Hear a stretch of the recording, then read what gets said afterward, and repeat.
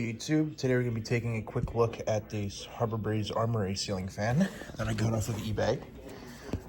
Doing a very quick unboxing because I can never find 2 seconds of silence in my house. So, we got a warranty card.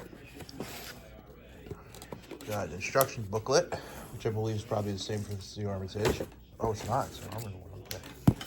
We got the blades, which look okay. We got balancing kit. I don't know why you'd want one for a hugger. Mounting hardware.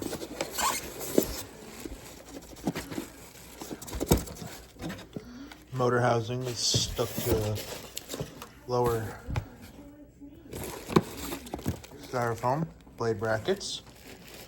And the crown jewel, the motor. This fan is from, let's see, I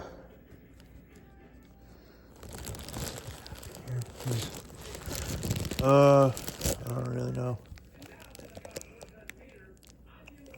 Look, I'm trying to find a date. 2008. So I hope you guys enjoyed this quick video. Oh, and also the mounting brackets in there. I hope you guys enjoyed the video. Sorry it was quick, but I had to make it quick.